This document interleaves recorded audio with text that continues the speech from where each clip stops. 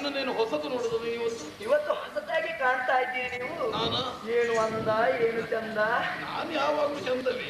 ಹೇಗೆ ಕಾಣ್ತೀರಿ ಗೊತ್ತಿದೆ ಇವತ್ತು ನನಗೆ. ಆವತ್ತೊಮ್ಮೆ ನನಗೆ ಕಂಡಿದ್ದೀರಿ ಇದೇ ರೀತಿಯಲ್ಲಿ ಮದುವೆ ಮಂಟಪದಲ್ಲಿ ನೂತನ ವರನ ಹಾಗೆ ಕಾಣ್ತಾ ಇದ್ದೀರಿ ನೀವು. ಯಾರು? ನೀವು. ನಾನು. ಯಾಕೆ ನಗುತ್ತೀರಿ? ಈ ಹೆಣ್ಣು ಮಕ್ಕಳ ಜಾಣ್ಮೆಯ ಮಾತುಗಳೆಲ್ಲ ಏನು ವಿನಾಕಾರಣ ಬಂದು ಗಂಡನಲ್ಲಿ ಹೇಳುವುದು. ಸ್ವಾಮಿ, ನೀವು ಹೇಗಿದ್ದೀರಿ ಅಂದರೆ ಒಳ್ಳೆ ಮದುಮಗನ ಹಾಗೆ ಕಾಣ್ತೀವಿ. ಅದು ಯಾಕೆ? ಈ ಮಗ ಆಗ ಹೇಳಬೇಕು ಅಂತ ಅರ್ಥ. ಏನು? ಚಿಂತಿಲ್ಲ, ನೀನು ಒಳ್ಳೆ ಮದುಮಗಳ ಹಾಗೆ ಇದ್ದೀರಿ. ಈಗ ನೀವು ಹೇಳಿದ್ರೆ ಕೇಳುವವರು ಯಾರಿದ್ದಾರೆ ಇಲ್ಲಿ? ನನಗೆ ಸಂತೋಷಕ್ಕೆ ನಿಮ್ಮನ್ನ ಹೊರಡು, ನನ್ನನ್ನು ನೀವು ಹೊರಡಷ್ಟೇ.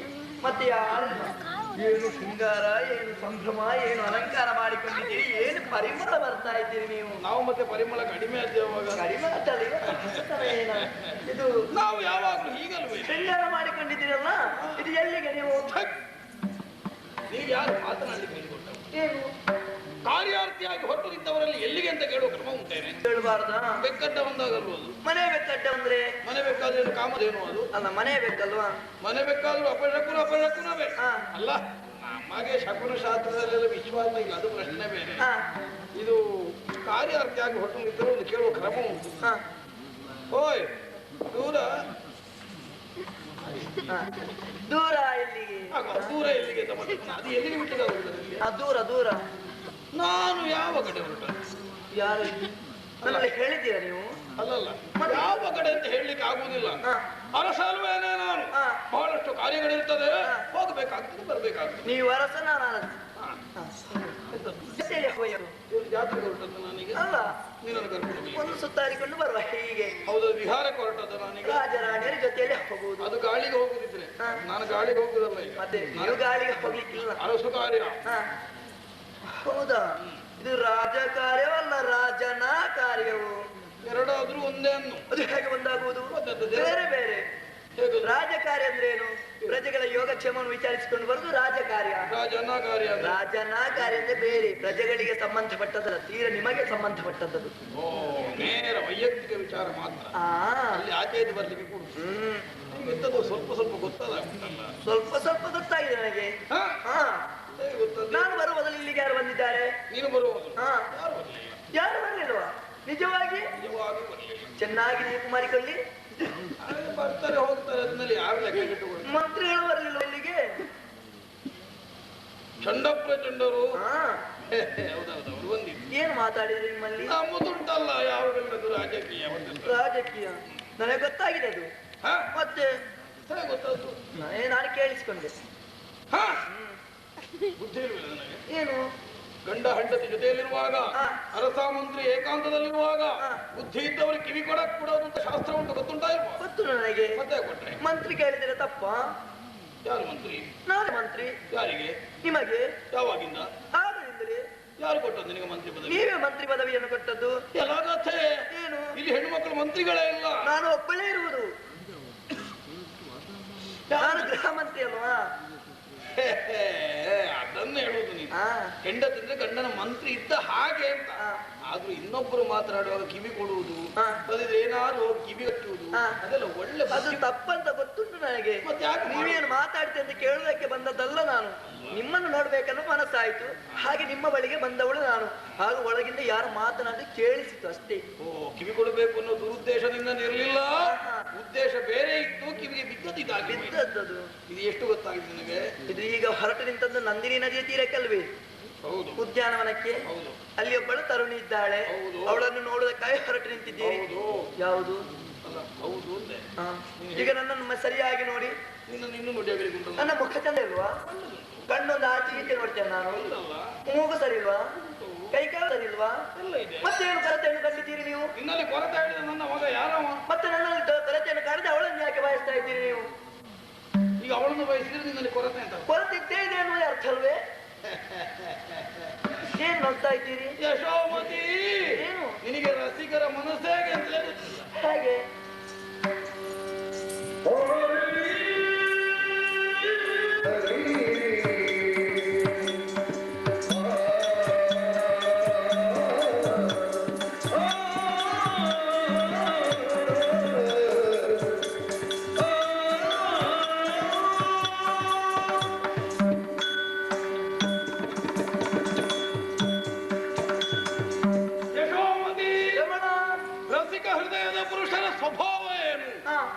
ಅದನ್ನು ಗ್ರಹಿಸದೇ ನೀನು ನನ್ನನ್ನು ಅಪಾರ್ಥವಾಗಿ ಕಲ್ಪಿಸಿಕೊಂಡಿದ್ದಿ. ಏನದು? ದುಂಬಿಯ ಹಾಗೆ ನಮ್ಮ ಜೀವನ ಗೊತ್ತೋ ನಿನಗೆ?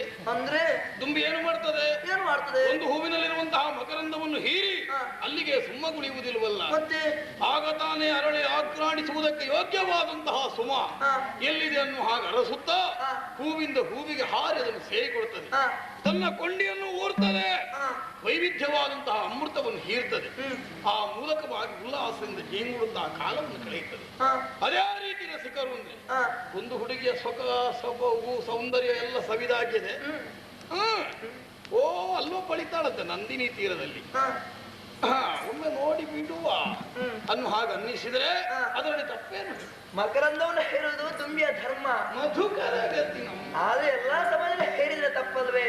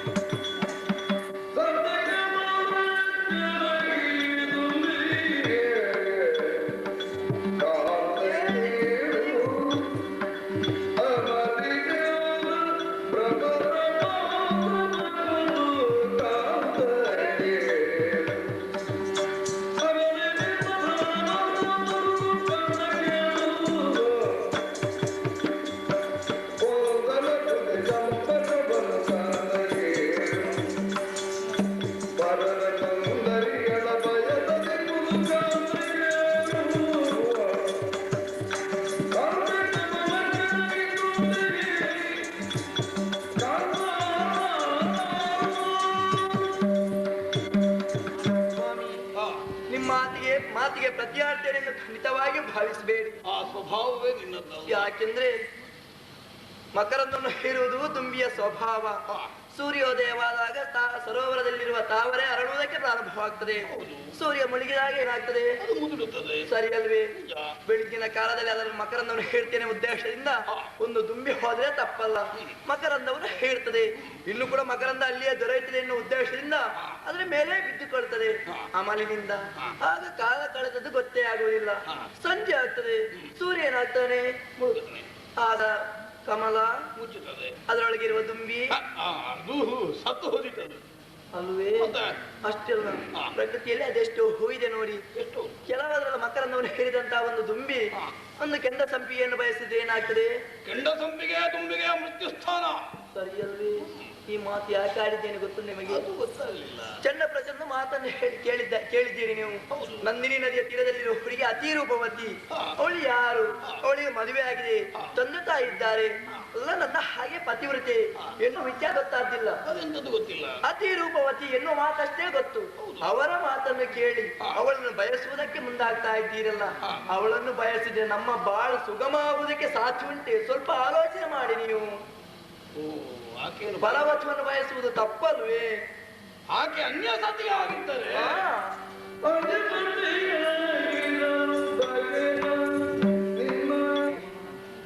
ನಂದಿನಿ ತೀರದಲ್ಲಿರುವಂತಹ ನಾರ್ಯ ಪೂರ್ವಾಪರವೇನೂ ನಮಗೆ ತಿಳಿದು ಬಂದಿಲ್ಲ. ಆಕೆ ಯಾರೋ ಏನೋ ಆಕೆ ಅನ್ಯವಧುವಾಗಿದ್ದರೆ ಮುಂದೆ ಅನುಗತಿ ಎನ್ನುವಂತಹ ಎಣಿಕೆ ನಿನ್ನನ್ನು ಬಾಧಿಸ್ತಾ ಉಂಟು. ಸರಿ, ನನ್ನ ಕುರಿತು ವಿಶ್ವಾಸ ಕಡಿಮೆ ಆಗಿದೆ ಅಂತ ಆ ಮಾತಿನ ಧ್ವನಿ.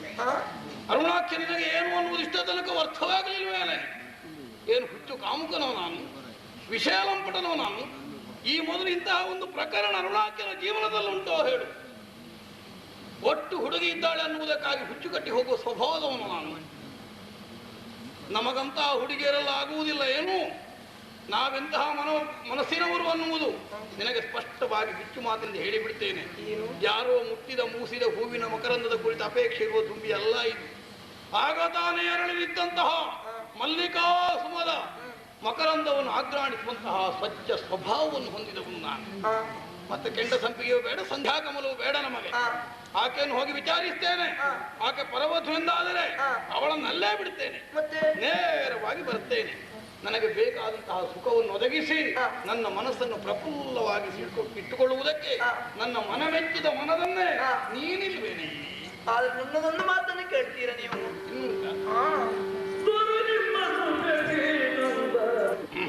ನಿಮ್ಮ ಮಾತನ್ನು ಒಪ್ಪಿ ಬಂದ್ರೆ ಖಂಡಿತವಾಗಿ ನೀವು ಸ್ವೀಕಾರ ಮಾಡ್ತೀರಿ. ಅಷ್ಟಾದ್ರೆ ಮಾತ್ರ ತರುವುದು.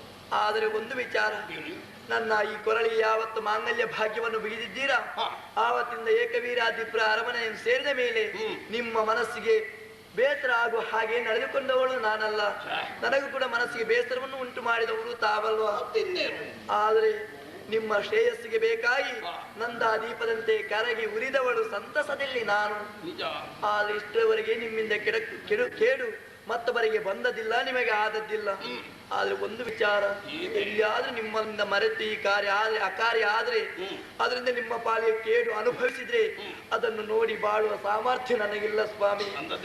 ಒಂದು ವೇಳೆ ಅಂತ ಘಟನೆ ನಿಮ್ಮ ಜೀವನದಲ್ಲಿ ನಡೆದು ಹೋದ್ರೆ ದೊರೆಯೇ, ಆ ಕಾಲದಲ್ಲಿ ನಿಮಗೆ ನಾನು ದೊರೆಯೇ ಅಂದರೆ ನನ್ನ ಪ್ರಾಣವನ್ನೇ ಆಹುತಿಯಾದಿತ್ತು, ಕೊರಳೆ ಆಹುತಿಯಾದಿತ್ತು. ಏನಾದ್ರೂ ಅಸಂಬದ್ಧ ಹೇಳ್ಬೇಡ ಸುಮ್ಮನೆ. ಏನು ಅಮಂಗಳವಾದದ್ದೆಲ್ಲ ಅಂತದ್ದೇನು ಆಗುದಿಲ್ಲ ಅಂದ್ರೆ ವಿಶ್ವಾಸವೇ ಬರುವುದಿಲ್ಲಲ್ಲ ನಿನಗೆ. ಅರ್ಥ ಆಗಿದೆ ನನಗೆ. ನಿನಗೆ ಮನಸ್ಸಿಲ್ಲ ನಾನೀಗ ಹೊಳೆ ಬದಿಗೆ ಹೋಗುವುದು ಅಂತ. ಅಣ್ಣ ಹಾಕಲಿ ಯಾಕೆ ಹೋಗುದು ಬೇಡ? ನೀವು ಆಚೆಲ್ಲ ಹೋಗುದು ಹೊರಟದ್ದಲ್ಲಿಗೆ ಮತ್ತೆ ಈಚೆಲ್ಲಿಗೆ? ನಿನಗೆ ಮನಸ್ಸಿಲ್ಲ? ನಾನು ಇಷ್ಟವರೆಗೆ ತಡೆದಿದ್ದೇನಾ? ಇಷ್ಟದವರೆಗೆ ತಡೆ. ಇವತ್ತು ತಡೆಯುತ್ತೇನಾ? ತಡೀಲಿಕ್ಕಿಲ್ಲ ಅಂತ ಎಣಿಕೆ ಆದ್ರೆ ಈಗ ಮನಸ್ಸಿಲ್ಲಲ್ಲ. ತಡೆಯುವುದಿಲ್ಲ ಮತ್ತೆ ನೀವು ಹಾಗಾದ್ರೆ ನಾನು ಹೀಗೆ ನಾನು ಸಾಯ್ತೇನೆ ಅಲ್ಲ. ಹೋಗಿ ಬನ್ನಿ, ಆದ್ರೆ ನನಗೆ ಮಾತು ಕೊಡ್ಬೇಕು. ಎಂತದ್ದು ಮಾತು ಕೊಡುದು? ಅವಳು ನಿಮ್ಮ ಮಾತನ್ನು ಒಪ್ಪಿ ಬಂದ್ರೆ ನನ್ನ ತಂಗಿಯ ಹಾಗೆ ನಾನು ನೋಡಿಕೊಳ್ತೇನೆ. ಆಯ್ತಲ್ಲ, ಮನಸ್ಸಿಲ್ಲದಿದ್ರೆ ಬಿಟ್ಟು ಬರ್ತೇನೆ ಅಂತ ಹೇಳಿ ಆಯ್ತಲ್ಲ. ನಿಮ್ಮ ಮಾತನ್ನು ಒಪ್ಪದಿದ್ರೆ ಅಲ್ಲೇ ಬಿಡ್ತೇನೆ, ಇಲ್ಲಿಗೆ ಬರ್ತೇನೆ. ನಂಬಬೇಕು ಈ ಮಾತನ್ನು? ಹೌದು. ನನಗೆ ಭರವಸೆ ಬರುವುದಿಲ್ಲ. ನಾನು ಗಂಡಸರನ್ನು ನಂಬೋದೇ ಇಲ್ಲ. ಗಂಡಸರನ್ನು ನಂಬುವುದಿಲ್ಲ ಅಂದ್ರೆ ಗಂಡನಲ್ಲಿ ವಿಶ್ವಾಸ ಇಲ್ವಾ? ಯಾಕೆ ಗೊತ್ತೇ? ಈಗ ನನ್ನೇ ಹೇಳ್ತೀರಿ ಅವಳನ್ನು ಬಯಸುವುದಿಲ್ಲ, ನಾನು ಇಲ್ಲಿಗೆ ಬರ್ತೇನೆ ಎನ್ನುವ ಹಾಗೆ.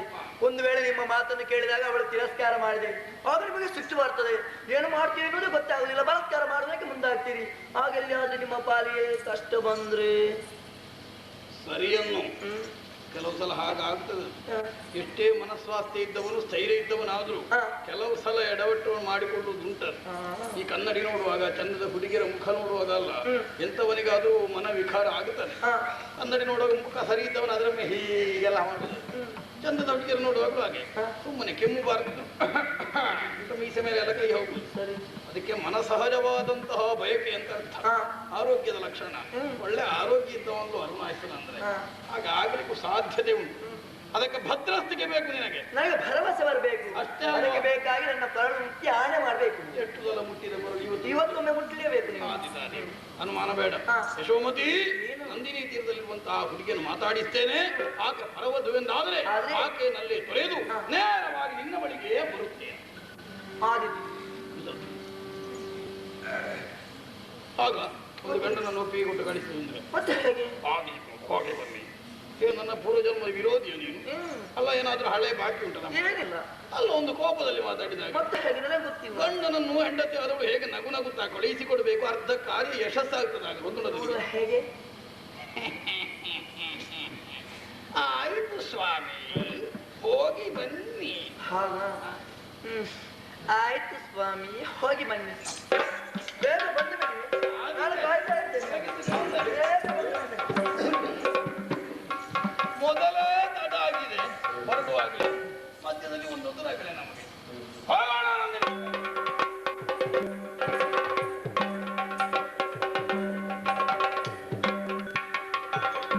ಇಲ್ಲಿ ಕಲ್ಲು ಬಂಡೆ ಮಾತ್ರ ಹುಡುಗಿಯೂ ಇಲ್ಲ, ಮತ್ತೊಬ್ಬಳು ಇಲ್ಲ. ನಾನು ಹೊರಡುವಾಗಲೇ ಆಲೋಚನೆ ಮಾಡಿದ್ದೇನೆ, ಯಾವಾಗ ಯಶೋಮತಿ ಬಂದಳು ಈ ಹುಡುಗಿಲಿಂದ ಎತ್ತು ಹೋಗಿ ಆಗ್ತೇನು, ನಾನು ಬರ್ತೇನೆ ಅಂತ ಕಾದು ಕುಳಿತುಕೊಳ್ತಾಳೆ ಅವಳು. ಇನ್ನು ಹೊಳೆ ಬದಿಯಲ್ಲಿ ತಿರುಗು. ಸುಮ್ಮನೆ ಈ ಬಿಸಿಲಿಗೆ ನಮಗೆ ಬೇರೆ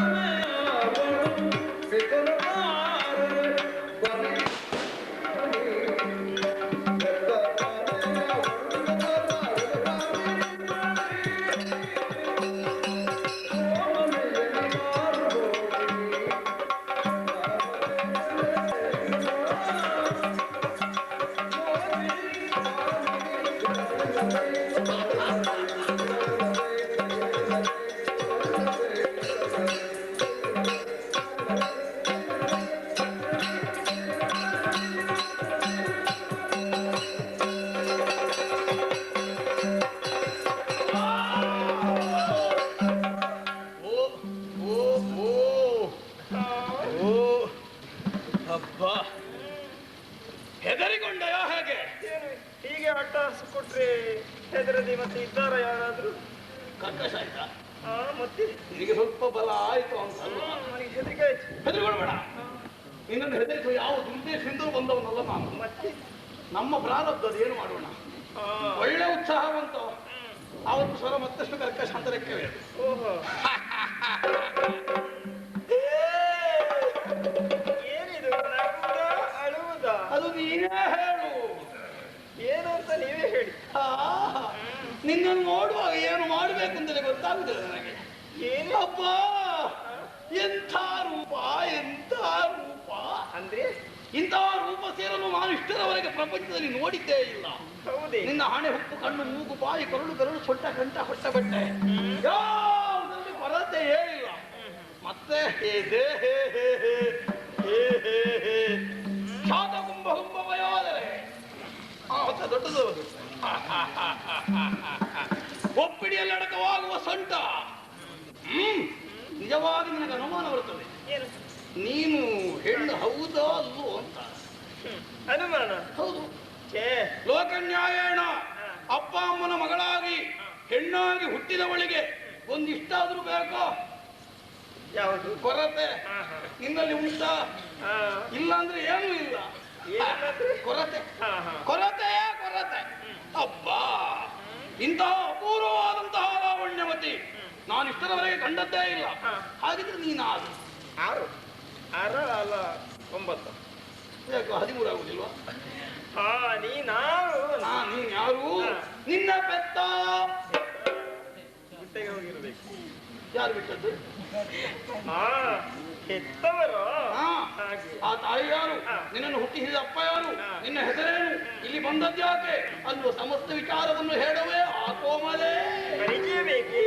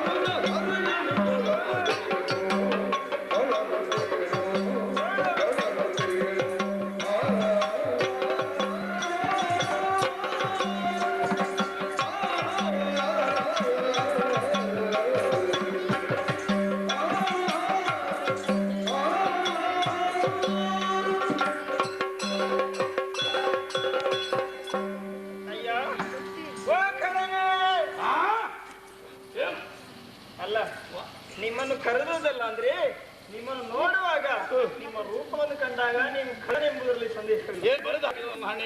ಅಂತ ಹಾಗಲ್ಲ, ನಿಮ್ಮ ವರ್ಚಸ್ಸು ಅಂದ್ರೆ ಮುಖದ ಲಕ್ಷಣವನ್ನು ನೋಡಿದೆ ನೀವು ಖಳನೆಂಬುದಾಗಿ ಸಂದೇಹವಿಲ್ಲ. ನೀನು ಮುಖ ನೋಡಿ ಲಕ್ಷಣ ಹೇಳುವ ಜಾತಿ ಅವಳ ಹಾಗಲ್ಲ, ಮತ್ತೆ ನಿಮ್ಮ ಸ್ವಭಾವವನ್ನು ಎಣಿಸಿದ್ರೆ ಉಂಟಲ್ಲ, ಎಷ್ಟೊಂದು ಒಳ್ಳೆ ಸ್ವಭಾವ ನಿಮ್ದು, ಮೃದು ಸ್ವಭಾವ.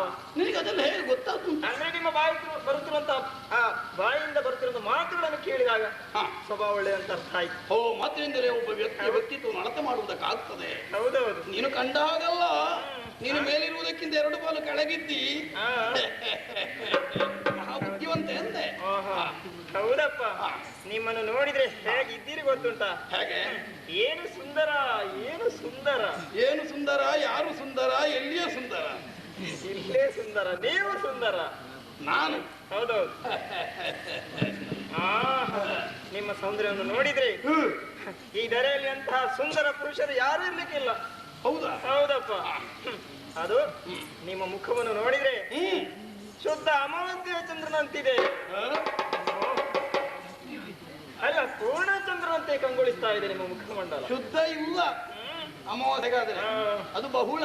ಹೌದೌದು. ಶುದ್ಧ ಬರುವುದಂದ್ರೆ ಹುಣ್ಣಮೆ ಬರಬೇಕು. ನಿನಗೆ ಅಮಾವಾಸ್ಯೆ ಬರುವಾಗಲ್ಲ ಹಿಂದೆ ಉಂಟಾಗ. ಮತ್ತೆ ನಿಮ್ಮ ಎರಡು ಕಣ್ಣುಗಳು ಉಂಟಲ್ಲ ದೊಡ್ಡ ಕೆಂಡದ ಉಂಡೆ ಅಂತಿದೆ.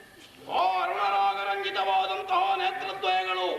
ಗಂಡು ಮಕ್ಕಳ ಕಣ್ಣು ನಾವೇನಾದ್ರೂ ತೆಕ್ಕೊಂಡಿದ್ದು ಕೆಂಪಾಗುವುದಲ್ಲ, ಮೊದಲೇ ಕೆಂಪು. ನಮ್ಮ ಮೊದಲೇ ಕೆಂಪಿರ್ತದೆ. ಕೆಂಪಿದ್ರೆ ಗಂಡಸರಿಗೆ ಭೂಷಣ. ಅರುಣರಾಗರಂಜಿತವಾಗಿರಬೇಕು. ಹೌದೌದು. ಮತ್ತೆ ಕಣ್ಣಿನ ಕೆಳಗಿರುವಂತಹ ಮೂಗಿನ ಒಳ್ಳೆಗಳನ್ನು ನೋಡಿದ್ರೆ ಉಂಟಲ್ಲ, ಆ ಸಿಂಹಕ್ಕೆ ಅಡಗಿ ಕೂತ್ಕೊಳ್ಬಹುದು, ಅಷ್ಟು ದೊಡ್ಡ ಗುಹೆ ಆಗಿದೆ. ಮೂಗಿನ ಹೊಳ್ಳೆಗಳು. ನಮ್ಮದು ಮೂಗು ಸ್ವಲ್ಪ ಪ್ರಧಾನ. ಮತ್ತೆ ಆ ಮೂಗಿನ ಕೆಳಗುಂಟಲ್ಲ, ಮೂಗಿನ ಕೆಳಗು ಮೀಸೆ. ಹೌದೇ? ಹೌದು. ಅದನ್ನು ನೋಡಿದ್ರೆ ಉಂಟಲ್ಲ, ಒಂದು 10 ದನಗಳಿಗೆ ಅದರಿಂದ ಹೊಟ್ಟೆ ತುಂಬಿದೆ. ಅಲ್ಲ, ನಿನಗೆ ಮೀಸೆ ಇಲ್ಲದವಳಿಗೆ ಮೀಸೆಯ ಬೆಲೆ ಇಲ್ಲಿಂದ ಗೊತ್ತಾಗುದು. ಹಾಗೆಲ್ಲ ಅದು ಪೊದೆ ಮೀಸೆ ಅಂತ ಹೇಳಿದ್ದೆ ನಾನು. ನಿನ್ನತ್ರ ಒಂದು ತುಂಡು ಮೀಸೆ ಉಂಟ? ಅಲ್ಲ, ಹೆಣ್ಣು ಮಕ್ಕಳಿಗೆ ಅಲ್ಲ ಹೇಳಿದ್ದ. ಈ ಮೀಸೆಯ ಬೆಲೆ ಎಷ್ಟು ಗೊತ್ತುಂಟ ನಿನಗೆ?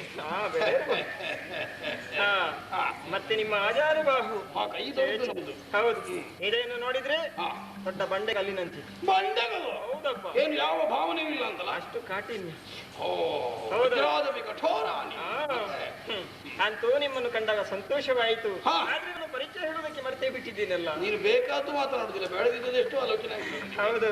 ಇದು ನನ್ನ ಪರಿಚಯವನ್ನು ಹೇಳುವುದಕ್ಕೆ ನನಗೆ ಬೇಸರವಾಗ್ತಾ ಉಂಟು. ಅಯ್ಯಯ್ಯೋ, ಯಾರಿಗಾದ್ರೂ ತಮ್ಮ ತಮ್ಮ ಪರಿಚಯ ಹೇಳಿಕೊಡ್ಲಿಕ್ಕೆ ಸಂಭ್ರಮ ಆಗುದು, ನಿನಗೆ ಬೇಸರದೆಂತದಕ್ಕೆ? ಅಂದ್ರೆ ಅಂತ ಕಷ್ಟದ ಕತೆ ನಮ್ದು. ಹೌದಾ? ಏನದು ಕರುಣಾಜನಕ ಕತೆ ನಿನ್ನದು? ಇದು ನನ್ನನ್ನು ಪಡೆದಂತಹ ತಂದೆ ಇಲ್ಲ. ಅಪ್ಪ ಇಲ್ವಾ? ಹಾಗಲ್ಲ, ಮೊದಲು ಇದ್ರು, ಈಗ ಇಲ್ಲ. ಅದು ಅಮ್ಮನಲ್ಲಿ ಕೇಳಿದ್ರೆ ಆಗುದಿಲ್ವಾ? ಅಮ್ಮ ಉಮ್ಮ ಉಮ್ಮನ ಹೆಸರಲ್ಲ, ಅಮ್ಮನೂ ಇಲ್ಲ. ಮತ್ತೇನು ಭೂಮಿ ಹೊಡೆದ ಮೇಲೆ ಬಂದದ್ದು ನೀನು? ಹಾಗಲ್ಲ, ಮೊದಲು ಇದ್ರು, ಈಗ ಅವರನ್ನು ನೋಡುವಂತಹ ಭಾಗ್ಯ ನನಗಿಲ್ಲ. ಎಲ್ಲಿ ಹೋದ್ರು ಅವರೆಲ್ಲ? ಅವರು ಎಲ್ಲ ಆಲೋಕವನ್ನು ಸೇರಿರ್ಬೋದ ಏನೋ. ಸತ್ತೋದ್ರ? ಒಳ್ಳೇದಾಯ್ತು. ನಿನ್ನೆ ಆಗಿದ್ದ ಹುಡುಗಿಯರಿಗೆ ಪ್ರಾಯ ಬರುವಾಗ ಅಪ್ಪ ಅಮ್ಮ ಸತ್ತರೆ ಕ್ಷೇಮ. ಹಾಗೆ ಯಾಕೆ? ಅಲ್ಲ, ನಿಮಗೆ ಬೇಕಾದಾಗ ತಿರುಗಾಡ್ಲಿಕ್ಕೆ ಆಗ್ತದೆ. ಅಂತ ಸ್ವಭಾವ ನಂದಲ್ಲ. ಹಾಗಂತ ಈ ಊರಿನವರೆಲ್ಲರೂ ಒಳ್ಳೆ ಮನುಷ್ಯರಾದ್ರಿಂದ, ಒಳ್ಳೆ ಗುಣನಡತೆ ಇದ್ದುದರಿಂದ ನನ್ನನ್ನು ಎತ್ತಿ ಸಾಕಿ ಸಲಹಿ ಇಷ್ಟು ದೊಡ್ಡವಳನ್ನು ಅನಿಸುತ್ತಾರೆ. ಇಷ್ಟರವರೆಗೆ ಬದುಕಿದ್ದೇ ಹೇಗೆ ಅಂತಲೇ ಗೊತ್ತಾಯ್ತು ನನಗೆ. ಪ್ರತಿ ಕಡೆಯಲ್ಲಿ ಹೇಳುವ ಮಾತಿದ್ದೇ ಕಾಣ್ತದೆ. ಅಂದ್ರೆ ಈ ಊರಿನವರೆಲ್ಲ ತುಂಬಾ ಒಳ್ಳೆಯವರು, ಈ ಊರಂದ್ರೆ ನಮಗೆ ತುಂಬಾ ಅಭಿಮಾನ, ಈ ಊರಿಗೆ ಬರುವುದಂದ್ರೆ ನಮಗೆ ಬಹಳ ಸಂತೋಷ ಆಗ್ತದೆ ಅಂತ ಹೇಳಿಯೇ ಬದುಕಿದ್ದು ನೀನು ಇಷ್ಟರವರೆಗೆ. ಹಾಗಲ್ಲ, ಅಂದ್ರೆ ನನ್ನ ಈ ಪ್ರಪಂಚವೇ ನನ್ನ ಮನೆಯಾಗಿದೆ. ಹೋದಲೇ ವಿಚಾರ. ಇಂದು ಇವತ್ತು ಇಲ್ಲಿ, ನಾಳೆ ಮತ್ತೊಂದು ಕಡೆಯಲ್ಲಿ, ಮರುದಿನ ಇನ್ನೊಂದು ಕಡೆಯಲ್ಲಿ. ಇನ್ನೇ ಇಲ್ಲಿಯೋ? ಹೌದು, ಇವತ್ತಿಲ್ಲಿ, ನಾಳೆ ಮತ್ತೊಂದು ಕಡೆ, ಒಂದು ಕಡೆ. ಒಳ್ಳೆಯದು. ನಿನ್ನ ಹೆಸರೇನು? ಹೆಸರು ನನ್ನನ್ನು ಕೆಲವರು ಇದು ಕಾಳಿ ಅಂತ ಕರೆಯುವುದು. ನಿನ್ನನ್ನು? ಇಷ್ಟು ಬೆಳ್ಳಗಿದ್ದಿ? ಅಲ್ಲ, ಅದು ಅವರನ್ನು ಪ್ರೀತಿಯಿಂದ ಕರೆಯುವುದಷ್ಟೇ. ಪ್ರೀತಿಯಿಂದಲ್ಲ, ನಂಜಿನಿಂದ. ಮತ್ತೆ ಕೆಲವರು ಚಂಡಿ ಅಂತ ಕರೆಯುವುದು. ಬರೇ ಚಂಡಿಯ ಹೆಸರು? ಅಲ್ಲ, ಬರೇ ಏನಿಲ್ಲ, ಬರೇ ಚಂಡಿ. ಬರೇ ಚಂಡಿ. ಮತ್ತೆ ಹೆಚ್ಚಾಗಿ ನನ್ನ ಹೆಸರು ಕರೆಯುವುದು ಮೋಹಿನಿ. ಏನೆಂದು? ಮೋಹಿನಿ. ಮೋಹಿನಿ, ಮೋಹಿನಿ,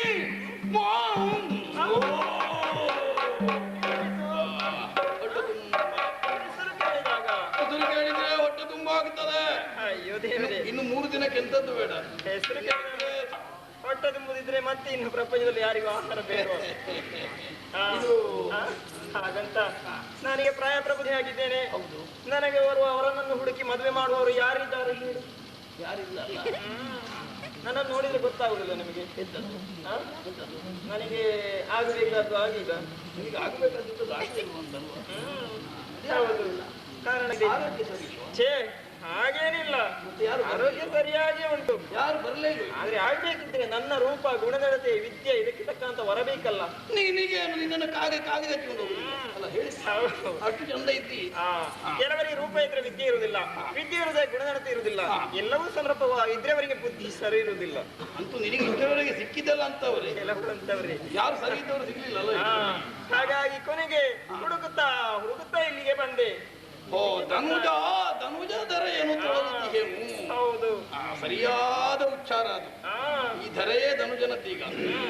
ಹಾಗಾಗಿ ನಾನು ಬಹಳಷ್ಟು ಈಗ ಆ ವಿಚಾರವಾಗಿ ಪರಿತಪಿಸ್ತಾ ಇದ್ದೀನಿ. ನಿಮ್ಮನ್ನು ಕಂಡಾಗ ನೀವು ಯಾರು, ನಿಮ್ಮ ಪರಿಚಯ ನನಗೆ ತಿಳಿದಿಲ್ಲ.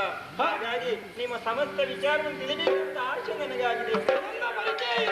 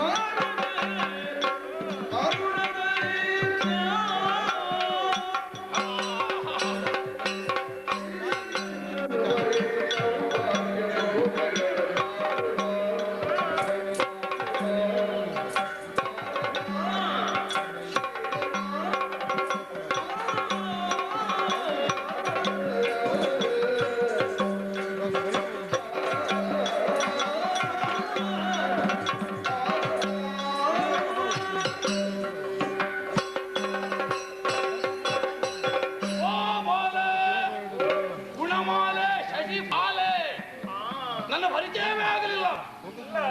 ಅಲ್ಲ ಗೊತ್ತಿದ್ದು ಅಲ್ಲ ಅಂತ ಹೇಳುದಲ್ಲ. ಅಲ್ಲ ಗೊತ್ತಿದ್ರೆ ನಾನು ಸುಮ್ಮನೆ ಕಲಿಬೇಡ ಬೇಡ ನೀನು. ಹಾಗೆಲ್ಲ ಪರಿಚಯ ಇಲ್ಲ, ಯಾರು ಅಂತಲೇ ಗೊತ್ತಿಲ್ಲ ನನಗೆ. ಒಳ್ಳೆ ಕಥೆ ಆಯ್ತಲ್ಲ ಇದು. ನನ್ನ ಪರಿಚಯ ಇಲ್ಲ ಅಂದ್ರೆ ಅರ್ಥ ಉಂಟು ಇದಕ್ಕೆ? ನಿನ್ನೆ ಹುಟ್ಟಿದ ಮಗುವಿನಲ್ಲಿ ಹೋಗಿ ಕೇಳು. ಓ ಅವ್ರು ಯಾರು ಹೇಳ್ತದ ಅಮ್ಮ. ನಾಳೆ ಹೋಗ್ಲಿಕ್ಕಾದ ಮುದುಕರಲ್ಲಿ ಹೋಗಿ ಕೇಳು. ಅಜ್ಜ ಅಜ್ಜ ಓ ದೊಡ್ಡ ಮೀಸೆಯವರು ಯಾರು ಅವ ಹೇಳ್ತಾನೆ. ಹೌದಾ? ಎಲ್ಲರಿಗೂ ಪರಿಚಯ ಇರುವ ಲೋಕ ಪ್ರಸಿದ್ಧನಾದ ವ್ಯಕ್ತಿ ನಾನು. ನನಗೆ ಯಾಕೆ ಗೊತ್ತಾಗಲಿಲ್ಲ? ಅದು ಯಾಕೆ ಗೊತ್ತಾಗಲಿಲ್ಲ? ಲೋಕದಲ್ಲಿ ಇದ್ರೆ ಗೊತ್ತಾಗಬೇಕಿತ್ತು. ಕೇಳು, ಸರಿಯಾಗಿ ಕೇಳು. ಸಾಮಾನ್ಯದವನಲ್ಲ, ಅಜಯ ವಿಕ್ರಮಿ, ಅಮರತ್ವವನ್ನು ಸಿದ್ಧಿಸಿಕೊಂಡವ, 3 ಲೋಕಗಳ ನೃಪಾಲ, ಅರುಣಾಸುರ. ಅರುಣಾಸುರನ ಭಾರ ಅಲ್ಲ ನಿನ್ನ ನೆತ್ತಿಯ ಮೇಲೆ ಉಂಟಾ? ನಿಮಗೆ ಬೈದದ್ದಲ್ಲ ನಾನು. ಮತ್ತಾರಿಗೆ? ಅಂದ್ರೆ ನನ್ನ ಬುದ್ಧಿಗೆ ನಾನು ಬೈದುಕೊಂಡದ್ದು. ಯಾಕದು? ಅಂದ್ರೆ ಅಂತಹ ವ್ಯಕ್ತಿಯನ್ನು ನಾನು ನೋಡಿದ್ದು ಈಗ ಅಲ್ವಾ? ಕೇಳಿದ್ದು ಕೇಳಿದ್ದೇನೆ, ಸ್ವಲ್ಪ ಅಲ್ಪ ಸ್ವಲ್ಪ. ಮೊದಲೇ? ಹೌದೌದು. ಹಾಗೆ ಪ್ರತ್ಯಕ್ಷ ನೋಡಿದ್ದು ನಿಮ್ಮನ್ನು ಇವತ್ತು. ಹಾಗೆ ನನಗೆ ಬೈದದ್ದಲ್ಲ, ನನ್ನ ಬುದ್ಧಿಗೆ ಬೈದುಕೊಂಡದ್ದು ಉಂಟ. ಹಾಗಿದ್ರೆ ಸ್ವಲ್ಪ ಪರಿಚಯ ಹೌದು ಕೇಳಿ ಆದ್ರು ನಿನಗೆ ಸರಿಯಾಗಲಿಕ್ಕೆ ಉಂಟು ಇನ್ನು ಪರಿಚಯ. ಬೇಕಾದ ಸಂಪತ್ತು ಸೌಭಾಗ್ಯಗಳನ್ನು ನನ್ನ ಅರಮನೆ ಶೋಭಿಸ್ತದೆ. ಓ ಶೀಲೆ, ನನ್ನನ್ನು ಮದುವೆಯಾಗಿ ಬೇಕಾದ ಸುಖವನ್ನು ಅನುಭವಿಸುವ. ಮದುವೆ ಆಗೋಣ ಮದುವೆ.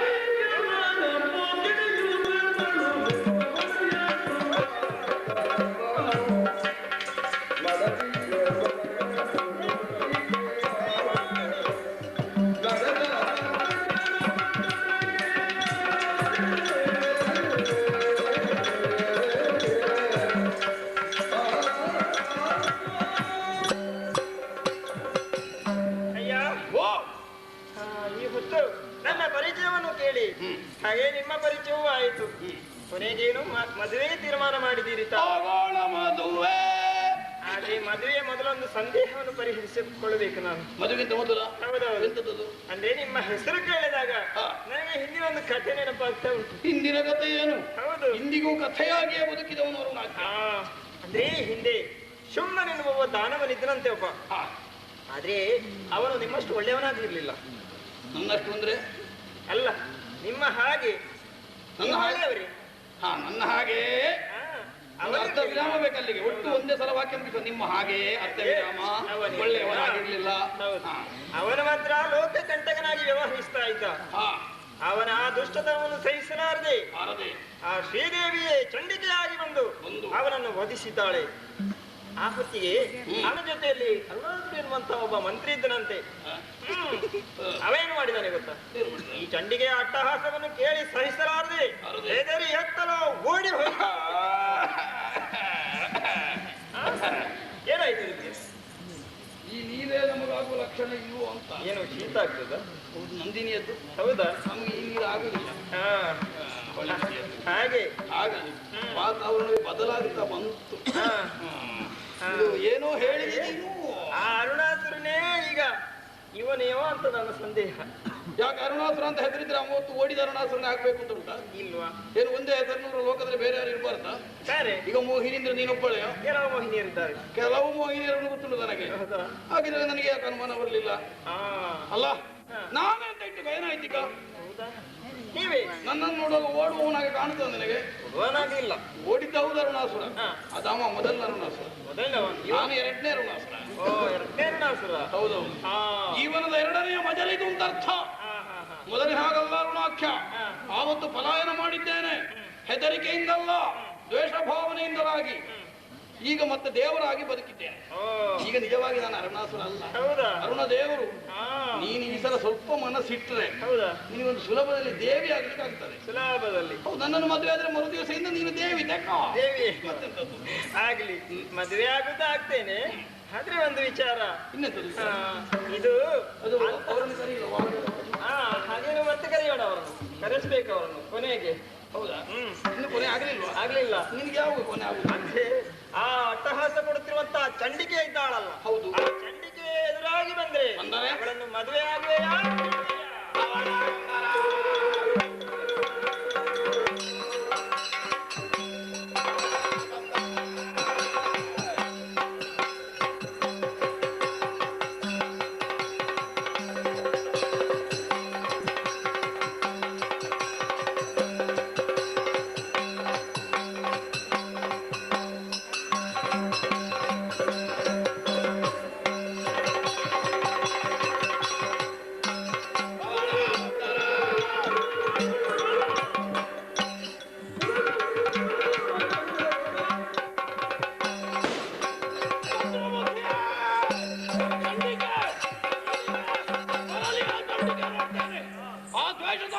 ಎಷ್ಟರವರೆಗೆ ಬದುಕಿ ಉಳಿದಿದ್ದೇನೆ.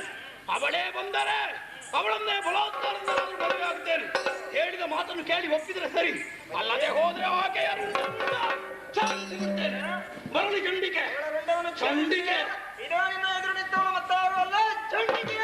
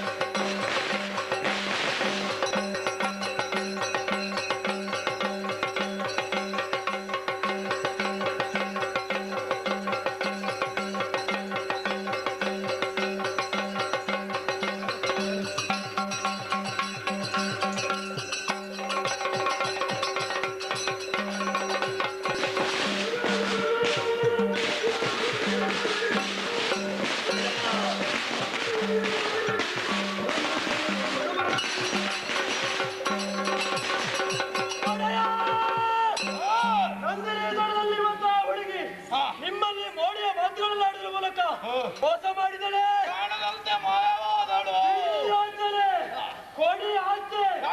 ಆಕೆಯನ್ನು ಹಿಡಿಬೇಕಿದ್ರೆ ಎಲ್ಲಿದ್ದಾಳ ಜಾರಿಗೊತ್ತು.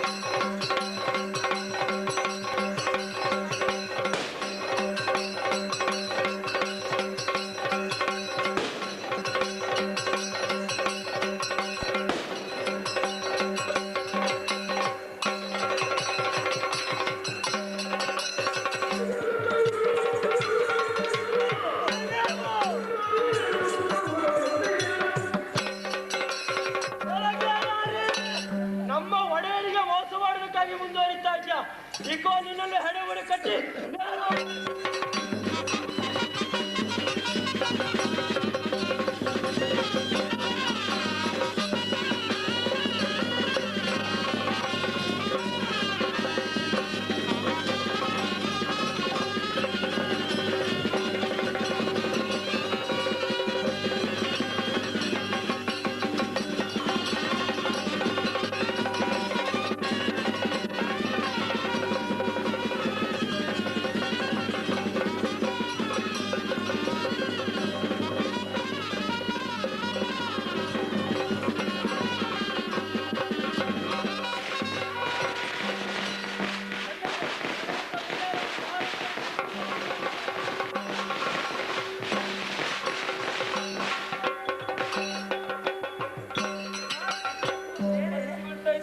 ನಮ್ಮಂತ ಚಂಡ ಪ್ರಚಂಡರನ್ನು ಆ ಶ್ರೀದೇವಿ ಚಂಡಿಗೆ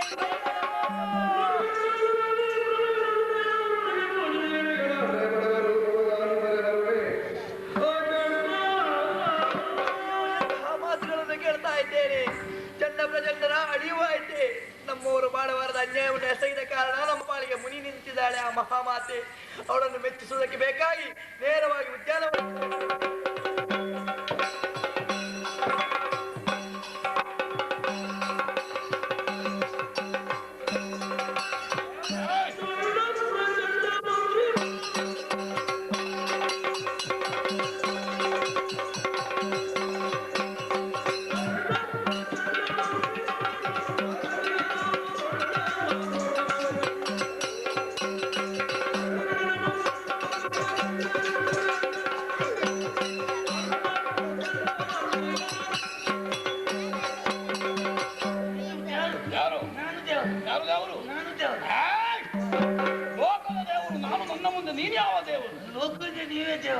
ನೀನು ಮತ್ತೆ ನಾನು ದೂತ ದೇವರು. ದೂತ ದೇವರು ಅಂತಂದು ಬೇರೆ ಉಂಟಾ? ಅಲ್ಲ, ನೀವು ದೊಡ್ಡ ದೇವರು, ನಾನು ನಿಮ್ಮ ದೂತ ದೇವರು. ಓ, ನಾನು ನಿಮ್ಮ ದೂತ ದೇವರು. ದೇವರು ನೀವೇ. ನೀನು ದೂತ ಮಾತ್ರ. ನಾನು ದೂತ. ದೇವರು ಅಂದೆ. ದೇವರು. ನಾನು ದೇವರು. ಚಂಡ ಚಂಡಿಗಳ ಒಟ್ಟಿಗೆ ಚಂಡಿ ಬಿಡಿ ಚಂಡಿ. ನಮ್ಮ ಮಂತ್ರಿಗಳು ಚಂಡ ಪ್ರಚಂಡ ಅವರು ಒಟ್ಟಿಗೆ ಹೋಗ್ಬೇಕು ಅಂತ ನೀವು ನಮಗೆ ನೇಮ ಕೊಟ್ಟದ್ದಲ್ವ ದೇವರು? ನೇಮ ಕೊಡುವಾಗ ನಿನಗೂ ಸಿಕ್ಕಿದ? ನಾನು ತಗೊಂಡಿದ್ದೇನೆ. ನೇಮ ಕೈಕೊಂಡು ಅವರೊಟ್ಟಿಗೆ ಹೋಗಿ ಅವರು ಮುಂದೆ ಹೋದ್ರು, ನಾನು ಇಲ್ಲಿಂದ ಹೋಗ್ತಾ ಇದ್ದೆ. ಅವ್ರು ಎಲ್ಲಿಗೆ ಹೋಗ್ತಾರೆ, ಏನ್ ಮಾಡ್ತಾರೆ ನಾನು ನೋಡಿದ್ದೆ. ಅವರು ಹೋದ್ರು ಸೀದಾ ಹೊಳೆಯ ಬದಿಗೆ ಹೋದ್ರು. ಹೋಗಿ ಅಲ್ಲಿ ನಮ್ಮ ಬುಗ್ಗಿ ಉಂಟವರು, ಅದನ್ನು ಹುಡುಕಿದ್ರು. ಹುಡುಗಿಯನ್ನು ಹುಡುಕುವಾಗ ಹುಡುಗಿ ಬಂಡೆ ಕಲ್ಲಿನ ಮೇಲೆ ಕೂತಿತ್ತು. ಕೂತಲ್ಲಿಂದ ನೋಡಿದ್ರು. ಅಲ್ಲಿ ಶುರು ಮಾಡಿದ್ರು. ಶುರು ಕಣ್ಣಿನಲ್ಲಿ ನಿನ್ನ ಕುತ್ತಿಗೆ ನರ ತುಂಡಾಗಿದೆ. ನನ್ನ ನರ ಅಲ್ಲ, ಅವರದ್ದು ನರ ಸರಿ ಇಲ್ಲ. ಇಲ್ಲದಿನ ಅದು ಸಂಜ್ಞೆ. ಹೌದು, ಸೂಜಿ ಕೊಡುವುದು. ಅಲ್ಲದೆ ಹೇಳಲಿಕ್ಕೆ ಸೂಚನೆ ಕೊಡುವುದು. ಇವರ ಸೂಚನೆ ನಡೆಯಲಿಲ್ಲ. ಅವಳಿಗೆ ಅರ್ಥ ಆಗಲಿಲ್ಲ. ಅವಳಿಗೆ ಅರ್ಥ ಆಗಿದೆ. ಅರ್ಥ ಆಗೋದು ಸ್ವಲ್ಪ ಹೊತ್ತಾಗಿದೆ. ಹೊತ್ತಾದ್ರೂ ಅರ್ಥ ಆದ್ರೂ ಹುಡುಗಿ ಹೇಳೋದಿಲ್ಲಲ್ಲ. ಏನ್ ಮಾಡಿದ್ರು? ಅಷ್ಟಕ್ಕೂ ಇವ್ರು ಬಿಡ್ಲಿಲ್ಲ. ಮತ್ತೆ ಬಾಯಲ್ಲಿ ಕರೆದು ಓ ನಾಯಿ ಮರಿ. ನಾಯಿ ಮರಿ. ನಾಯಿ ಮರಿ. ನಾರ್ಮಣಿ ಬಾ ಎಲ್ಲಿಂದ? ಅಷ್ಟಕ್ಕೆ ಇವರಿಗೆ ಸಿಟ್ಟು ಬಂತು. ಬಾರದಿನ ಗಾಡಿ ಇರ್ತೇನೆ. ಊಟ ಕಾಯ್ತಾ? ಅಲ್ಲ, ಬಾರದಿನ ಗಾಡಿ ಇರ್ತೇನೆ. ಅಲ್ಲಿ ನೀನು ಬಾರದಿದ್ದರೆ, ನೀನು ಬಾರದೆ ಹೋದರೆ ಕಡಿಯುತ್ತೇವೆ ನಾವು. ಅಂತ ಇದನ್ನು ತೋರಿಸಿದ್ರು. ಈಗ ಹೆದರಿಕೆ ಆಗಿರ್ಬೇಕು. ಇದನ್ನು ನೋಡುವಾಗ ಅಂದಾಜು ಮಾಡಿದ್ರೆ ಇವಳು ಹೇಳೋದಿಲ್ಲ, ಹೇಳೋದಿಲ್ಲ, ಹೇಳುವ ಅಂದಾಜೇ ಇಲ್ಲ. ಅಷ್ಟಾಗ ಇವರು ಸುಮ್ಮನೆ ಇರ್ತಾರ, ನಮ್ಮ ಮಂತ್ರಿಗಳಲ್ಲ. ಇವರಿಗೊಂದು ಸಿಟ್ಟು ಬಂದದ್ದು ಕಾಣಬೇಕು. ಬಂದು ಉಂಡೆ ಮಾಡುವಲ್ಲ ತರಾದಿ. ಉಂಡೆ ಮಾಡುವದರದೇ ಚಕ್ಕುಲಿ ಮಾಡುವ ಎಲ್ಲ ಸಮಾಜ ದೇವರು ರುಂಡಮಾಲ ಸಂಸ್ಕಾರ ಶಂಭುವೆ ಆಗಿ ಇವರು ಮುಂದೆ ಹೋದ್ರು. ಹೋಗಿ ಹುಡುಗಿಯ ಮುಂದಲೆಗೆ ಕೈ ಹಾಕಿದ್ರು. ಕೈ ಹಾಕಿ ಎಳೆದ್ರು. ದರ ಇಲ್ಲ, ಹೇಳೋದಕ್ಕೆ ಅಂದಾಜು ಮಾಡಿ ತಕೊಳ್ಳಿ. ಹುಡುಗಿ ಕೂತಲ್ಲಿ ಚಂಡಿ, ಒಳಗೆ ಬಿದ್ದದ ಕೂತಲ್ಲಿ ಚಂಡಿ. ಹೇಗೆ ಚಂಡಿ ಆದ್ರು ಅಂತ ನನಗೆ ಅಂದಾಜು. ನಾನು ನೋಡ್ತೇನೆ ರಾಯ್ದೆ. ಏನ್ ನೋಡುದು, ಭಯಂಕರ ಚಂಡಿಗೆ. ಚಂಡಿಗೆ ಹಪ್ಪಳವ. ಚಂಡಿಗೆ ನನಗೆ ಇಷ್ಟು ಉದ್ದ ಹೊರಗೆ ಹಾಕಿದ್ದಾರೆ. ನಾಲಿಗೆ ಬಜ್ಜೆ ಎರಡು ಹೀಗೆ ಹೊರಗೆ ಬಂದಿದೆ. ಹೊರೆ ಹಲ್ಲು ಹೊರೆ ಹಲ್ಲು, ಮುಖ ಕಾಣುವಾಗ ಭಯಂಕರ. ರಾಯರೇ ಖಂಡಿಗೆ ಆಗಿ ಚಂದ್ರದ ಕಂಡ ಬರ್ತಲ್ಲೇ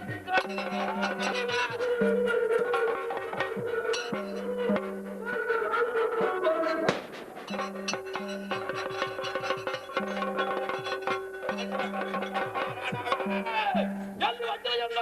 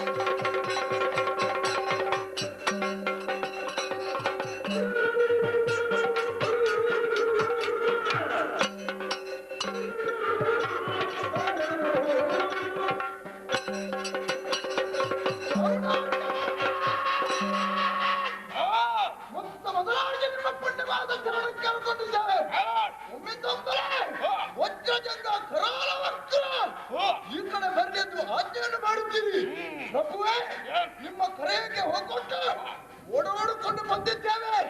ನಿದ್ದೆಯಿಂದ ಎದ್ದು ಬಂದಿದ್ದೇವೆ. ಪ್ರಭುವೇ, ಕೈ ತೋರಿಸಿದರೆ ಸಾಕು. ಬೆಟ್ಟ ಬಂಡೆ ತರಬೇಕೆ ಸಪ್ತ ಸಂಜೆ ನಿರಂಡೆ ಬೇಕೆ ಏನಾಗ್ಬೇಕು ಹೇಳಿ.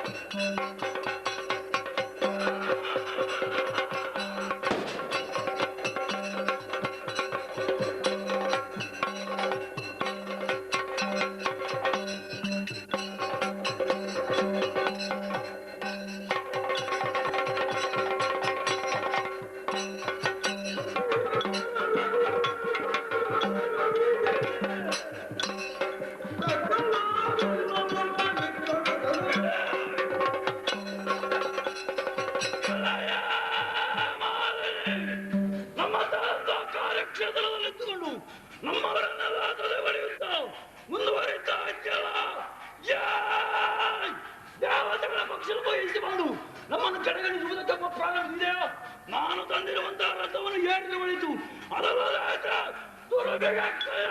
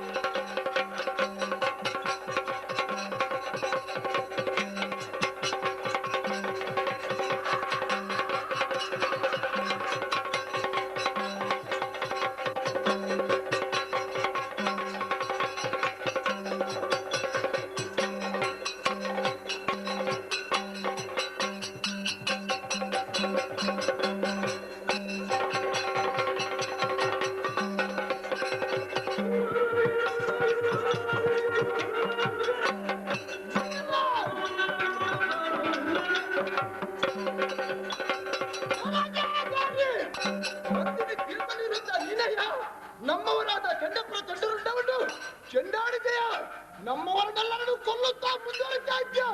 ಬೆಳಗ್ಗೆ ರಥವನ್ನು ತಂದು ಇರಿಸಿದ್ದೇನೆ. ನನ್ನ ಜೊತೆಯಲ್ಲಿ ಬಂದರ ಲೇಸು ಒಂದವರ ಬಾರದಿದ್ದರೆ ನಿನ್ನ ನೋಡಿದೆ.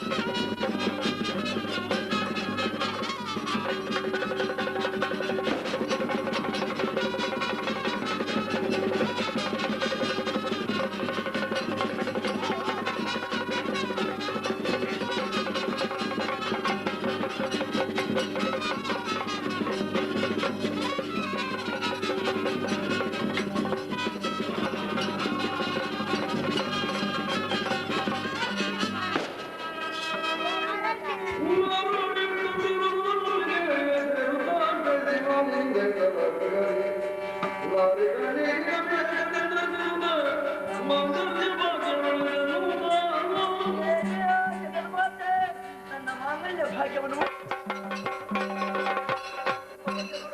ನನ್ನ ಗಂಡನಿಗೆ ಯಾವುದೋ ಕಷ್ಟಕಾಲ ಎದುರಾಗಿದೆ. ಎಲ್ಲಿದ್ದಾನೆ ಅಂತ ಹುಡುಕುತ್ತಾ ಮುಂದೆ ನಡೆ.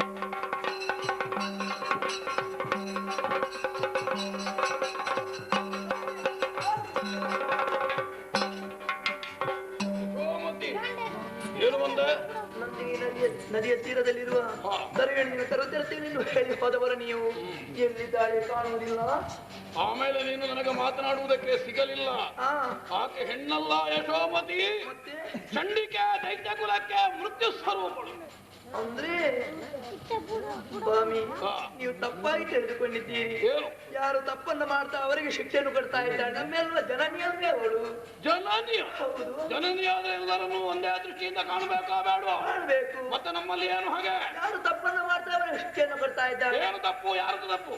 ನಾವೇನು ತಪ್ಪು ಮಾಡಿಲ್ವಾ? ಏನು ಗೊತ್ತಿಲ್ವೇ ನಿಮಗೆ? ಯಾವುದೇ ಏನು ತಿಳಿದ ಬಾಲಕರ ತಲೆಯನ್ನು ಕಲಿಯುತ್ತೀರಲ್ಲ, ಯಾಕೆ ನೀವು? ನಾಳೆ ಬೆಳೆದು ಬೇಡದಿದ್ದದ್ದು ಮಾಡುದು ಬೇಡ ಅಂತ ಇವತ್ತಿಗೆ ಮುಗಿಸಿದ್ದೇನೆ. ಬೇಡ ಪತಿವ್ರತೆಯನ್ನು ಕೊಂದದ್ದು ಯಾಕೆ ಬೇಕಾಗಿ? ಹೇಳಿದಂತೆ ಕೇಳಿಲ್ಲ ಅದಕ್ಕಾಗಿ ದಂಡಿಸಿದ್ದೇನೆ. ಯಾಕೆ ಯಜ್ಞವನ್ನು ಕೆಡಿಸಿದ್ದೀರಲ್ಲ, ಯಾಕೆ ಬೇಕಾಗಿ? ನಮ್ಮ ವಿರೋಧಿಗಳ ವರ್ಚಸ್ಸಿಗೆ ಕಾರಣರಾಗುತ್ತಾರೆ ಅದಕ್ಕಾಗಿ ತಡೆ ಹಿಡಿದಿದ್ದೇನೆ. ದೇವಲೋಕದಿಂದ ಬಡಿದಾಡಿಸಿದ್ದು ಯಾಕೆ? ನಮಗೆ ಮರ್ಯಾದೆ ಕೊಟ್ಟಿಲ್ಲ ಅದಕ್ಕೆ ಕೆಳಗಿಳಿಸಿದ್ದೇನೆ. ಬೇಡ ದೇವಾಲಯವನ್ನೆಲ್ಲ ಪುಡಿ ಪುಡಿ ಮಾಡಿದ್ದೀರಲ್ಲ, ಯಾಕೆ ಬೇಕಾಗಿ? ಏನು ಮಾಡ್ತೀರಿ ಇವಾಗ? ದೇವಾಲಯ ಯಾವುದೇ ದೇವಾಲಯ? ಲೋಕದ ದೇವರು ನಾನಿರುವುದೇ ದೇವಾಲಯ. ನೀವು ದೇವಾಲಯ, ನೀವೇ ದೇವರ? ನಿಮ್ಮನ್ನು ನಂಬಿದ ಭಕ್ತರಿಗೆ ನೀವೇನನ್ನು ಕಟ್ಟಿದ್ದೀರಿ? ಹೆಣ್ಣನ್ನು ಕರೆದಕ್ಕಾಗಿ ಹೋದವರು ಸತ್ತೇ ಹೋದರು.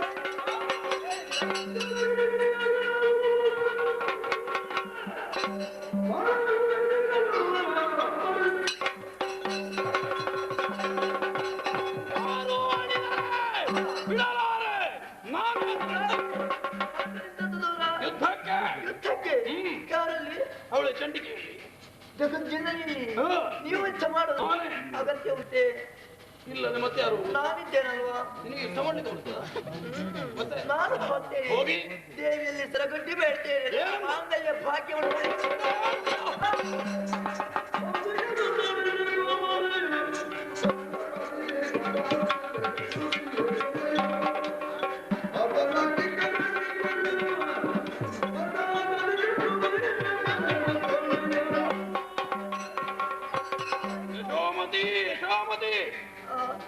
ನೋವಾಯ್ತೇನೆ. ನಿನ್ನನ್ನು ಘಾತಿಸಬೇಕು ಅನ್ನುವಂತಹ ಉದ್ದೇಶದಿಂದ ಮಾಡಿಕೊಂಡ ನನ್ನ ಜನ್ಮ ವಿರೋಧಿಯಾದಂತಹ ಚಂಡಿಕೆಯಲ್ಲಿ ನನ್ನ ಮಡದಿಯಾಗಿ ನೀನು ಬೇಡಿಕೊಡುತ್ತಿದ್ದಾದ್ರೆ ಅದಕ್ಕಿಂತ ದೊಡ್ಡ ಅವಮಾನ ಇನ್ನೊಂದುಂಟು ಹೇಳು ಅರುಣಾಖ್ಯನಿಗೆ. ಅದಕ್ಕಾಗಿ ಪಕ್ಕನೆ ಘಾತಿಸಿ ಬಿಟ್ಟೆ, ನನ್ನನ್ನು ಕ್ಷಮಿಸಿಬಿಟ್ಟೆ. ಯಾರಿಗೆ ಮಾತಾಡಬೇಡಿ ನೀವು. ದೀರ್ಘಕಾಲ ನಮ್ಮ ಸಂಸಾರ ಜೀವನದಲ್ಲಿ ಕೇವಲ ವಿನೋದಕ್ಕಾಗಿ ಆಗಿ ನಮ್ಮಲ್ಲಿ ವಿರಸ ತಲೆದೋರಿದ್ದಿಲ್ಲ. ಈ ಕ್ಷಣಕ್ಕಿಂತ ವಿಪರೀತ ನಮ್ಮೊಳಗೆ ಬಂದಿದೆ ಅಂತಾದ್ರೆ ಏನು ಕಾರಣ? ಎಲ್ಲ ಚಂಡಿಕೆಯ ಕಾರಣ. ಬಿಡಲಾರೆ ಬಿಡಲಾರೆ, ಅವಳನ್ನು ಕೊಂದೇ ಸಿದ್ಧ. ಯುದ್ಧಕ್ಕಾಗಿ ತೆರಳುತ್ತೇನೆ. ಮಹಾಸಾತ್ವಿಯಾದ ಪತಿವ್ರತೆಯಾದ ನೀನು ನನ್ನ ತೋಳಿಗೆ ವೀರ ಕಂಕಣವನ್ನು ಕಟ್ಟಿ ಕಳುಹಿಸು. ನನ್ನ ತೋಳಿಗೆ ಕಟ್ಟೋ. ಆದ್ರೆ ನಿಮ್ಮ ಕೈಗೆಲ್ಲ ಮತ್ತೆ ಆ ಜಗಜ್ಜನನಿಯ ಕೈಗೆ ರಕ್ಷಾಕಂಕಣವನ್ನು ಕಟ್ಟಲಿಕ್ಕೆ ನಾನು ಹೋಗಿ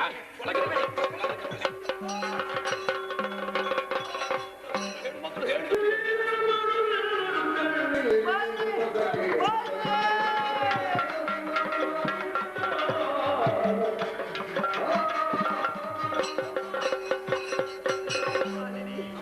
ಗಂಡಿಯ ನನ್ನ ಸ್ಥಿತಿಯನ್ನು ಮಾಲಿನಿ ಕೊನೆಯ ಕಾಲದಲ್ಲಿ ದೋಲಿನಲ್ಲಿ ಬೇಡುತ್ತಾ ಒಂದಿನ ಒಂದು ನನಗೆ ಉಪಕಾರವನ್ನು ಮಾಡು ಮಾಲಿನಿ. ಆವತ್ತು ಜಾಬಾಲಿ ಮುನಿಗಳ ಪಾದದಲ್ಲಿ ಅದೆಷ್ಟು ಬೇಡಿಕೆಯನ್ನು ಇಟ್ಟವಳು ನಾನು. ಅದನ್ನು ಈಡೇರಿಸುವ ಕಾಲ ಹತ್ತಿರವಾಗ್ತಾ ಬಂತು. ಯಶೋಮತಿ ಅಂತ್ಯಕಾಲ ಸಮೀಪವಾಗ್ತಾ ಇದೆ ಎನ್ನುವ ವಿಚಾರವನ್ನು ಅವರಿಗೆ ತಿಳಿಸು ಮಾಲಿನಿ, ತಿಳಿಸು. ಹೋಗು.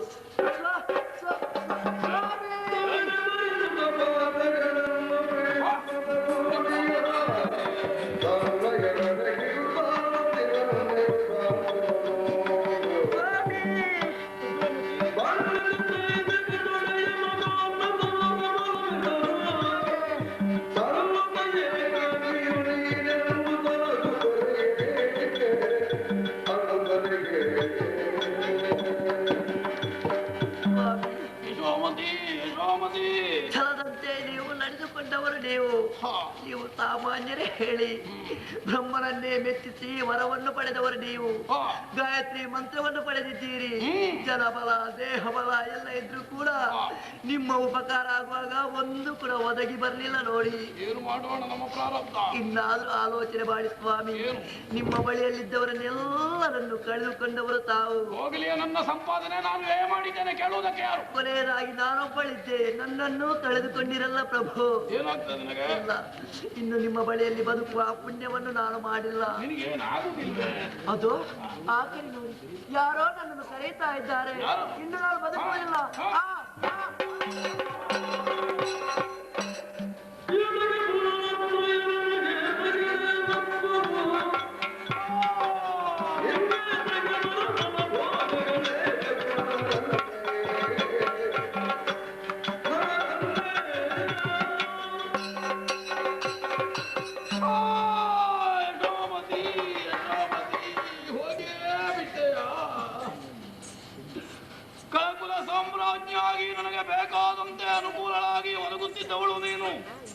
ನಿನ್ನನ್ನ ಕೈಯಾರ ಹೊಡೆದಪ್ಪಣಿಸಿ ಈ ಲೋಕದಿಂದಲೇ ಕಳುಹಿಸಿ ಬಿಟ್ಟಂತಹ ಪಾಪಿ ನಾನಾಗಿ ಹೋದೆನಲ್ಲ.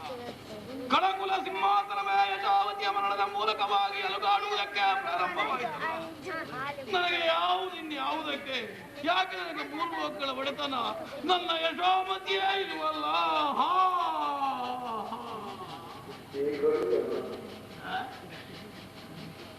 ಅಲ್ಲದೆ ನನ್ನ ಹೆಂಡತಿ ಸತ್ತು ಬಿದ್ದಿದ್ದಳ ಮತ್ತಂದ್ರೆ ನಗಬೇಕ ಈಗ. ಓಯ್ ಅದು ನೆನಪಿನಲ್ಲೇ ಇಲ್ಲ ನನಗೆ. ನಾನು ದೇವರಲ್ವಾ, ದೇವರ ಹೆಂಡತಿ ಸಾಯ್ಲಿಕ್ಕೆ ಉಂಟ ಅಲ್ಲ, ಸತ್ತು ಹಾಗೆ ಬಿಡ್ಲಿಕ್ಕೆ ಉಂಟ.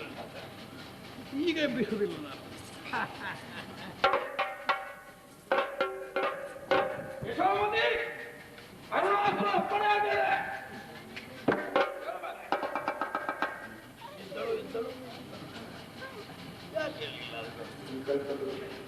ಸಂಕಲ್ಪ ಅರುಣಾಸುರ ಅಂದದ್ದು ನಾನು. ಅಸುರ ರಾಜ್ಯ ಅವಳು ಬದುಕುವುದಿಲ್ಲ, ದೇವರಾಗಬೇಕಲ್ಲ. ಯಶೋಮತಿ ಅರುಣದೇವರು ಅಪ್ಪಣೆ ಮಾಡುತ್ತಿದ್ದಾರೆ.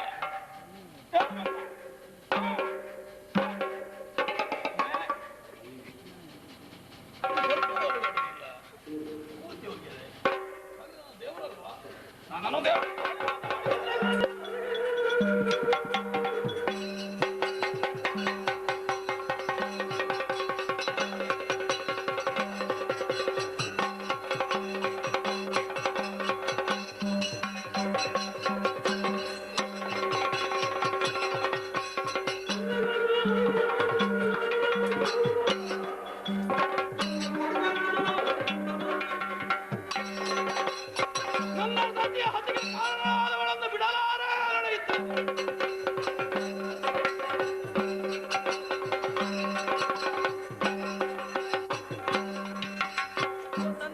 ಯಶೋಮತಿ ಅಮ್ಮನವರ ಅಳಿವಾಯಿತು. ಏನಾಗಬೇಕು? ಅವರ ಗಂಡನಿಗೆ ಮೋಕ್ಷವನ್ನು ಕರುಣಿಸಬೇಕಂತ. ಎಲ್ಲಿದ್ದಾನೆ? ಯುದ್ಧರಂಗದಲ್ಲಿ.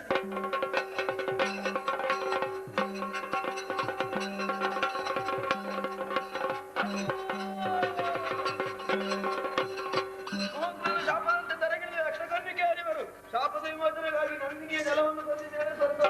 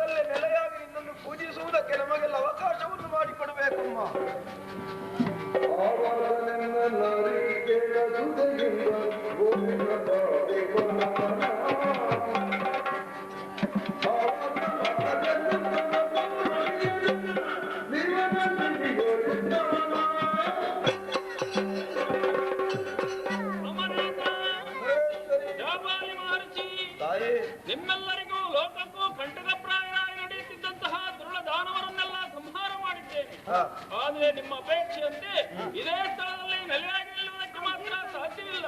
ಯಾಕಂದ್ರೆ ದುರ್ಳರನ್ನು ಸಂಹಾರ ಮಾಡಿದಂತಹ ಸ್ಥಳ ಅವರ ರಕ್ತ ಮಾಂಸಗಳಿಂದ ತುಂಬಿ ಮಾಲಿನ್ಯ ಹೊಂದಿದೆ. ಆದ ಕಾರಣ ಅದೋ ಇಲ್ಲಿಗೆ ಪೂರ್ವ ಭಾಗದಲ್ಲಿ ನಂದಿನಿ ದೇವರಿಗೆ ಮಾತು ಕೊಟ್ಟ ಪ್ರಕಾರವಾಗಿ ಆಕೆಯ ಕಟಿ ಪ್ರದೇಶದಲ್ಲಿ ದುರ್ಗಾ ಪರಮೇಶ್ವರಿ ಭ್ರಮರಾಂಬಿಕಾ ಎಂಬ ವಿಧಾನದಿಂದ ಲಿಂಗ ರೂಪದಿಂದ ಉದ್ಭವಿಸ್ತೇನೆ, ಪೂಜಿಸುವುದಕ್ಕೆ ಅನುಕೂಲ ಮಾಡಿಕೊಡ್ತೇನೆ. ಜಾಬಾಲಿ ಮಹರ್ಷಿ, ಅಂದು ಅರುಣಾಸುರನ ಬಾಧೆಯನ್ನು ಸಹಿಸುವುದಕ್ಕಾಗದಂತಹ ನೀನು ಗುಹೆಯೊಂದರಲ್ಲಿ ಅಡಗಿಕೊಂಡಿದ್ದೆ. ಆ ಗುಹೆ ಇನ್ನು ಮುಂದೆ ಆಮಲಕ ತೀರ್ಥ ಅಥವಾ ನೆಲ್ಲಿ ತೀರ್ಥ ಎಂಬ ಹಾಗೆ ಪ್ರಸಿದ್ಧಿ ಹೊಂದುವಂತೆ ಅನುಗ್ರಹಿಸ್ತೇನೆ. ಜಾಬಾಲಿ, ಯಾರೇ ಆಗ್ಲಿ ಭಕ್ತಾದಿಗಳು ಮಾಘ ಶುದ್ಧ ಪೌರ್ಣಮಿಯಂದು ನಂದಿನಿ ನದಿಯಲ್ಲಿ ಬಿಂದು ಭಯ ಭಕ್ತಿಯಿಂದ ನನ್ನ ಸನ್ನಿಧಾನವನ್ನು ಸೇರಿ ನಾರಿಕೇಳದಿಂದ ಅಭಿಷೇಕವನ್ನು ಮಾಡಿ ಹೂವಿನ ಪೂಜೆಯನ್ನು ಮಾಡಿ ಆ ಬಳಿಕ ನೃತ್ಯ ಸೇವಾದಿಗಳಿಂದ ನನ್ನ ಮನಸ್ಸನ್ನು ಸಂತೃಪ್ತಿಗೊಳಿಸ್ತಾರೋ ಅಂತವರ ಸಕಲ ಇಷ್ಟಾರ್ಥವನ್ನು ಈಡೇರಿಸಿಕೊಡ್ತೇನೆ. ಅದೋ ನಂದಿನಿ ದೇವಿಯ ಕಟಿ ಪ್ರದೇಶದಲ್ಲಿ ನಾನು ಉದ್ಭವಿಸಿದ ಕಾರಣ ಇನ್ನು ಮುಂದೆ ಈ ಸ್ಥಳಕ್ಕೆ ಕಟೀಲು ಎಂಬ ಹಾಗೆ ಹೆಸರು ಬರುವಂತೆ ಅನುಗ್ರಹಿಸ್ತೇನೆ. ಈ ಕಟೀಲು ಕ್ಷೇತ್ರದಲ್ಲಿ ದುರ್ಗಾ ಪರಮೇಶ್ವರಿ ಭ್ರಮರಾಂಬಿಕೆಯಾಗಿ ನೆಲೆ ನಿಲ್ತೇನೆ. ನೀವೆಲ್ಲರೂ ನಂಬಿಕೊಳ್ಳಿ. ಅಂತರ್ಧಾನಳಾಗ್ತೇನೆ, ಅಂತರ್ಧಾನಳಾಗ್ತೇನೆ,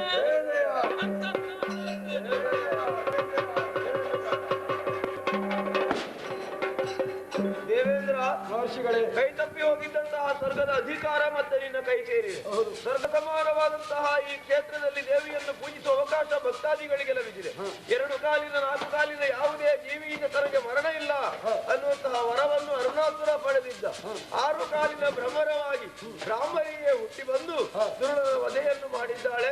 ನಂದಿನಿ ದೇವಿಯ ಕಟಿ ಪ್ರದೇಶದಿಂದ ದೇವಿಯು ಉದ್ಭವಿಸಿದಂತಹ ಈ ಕ್ಷೇತ್ರದ ಮಹಿಮೆಯನ್ನು ಬಣ್ಣಿಸುವುದಕ್ಕೆ ಎಲ್ಲರಿಂದಲೂ ಅಸದಳವೇ ಹೌದು.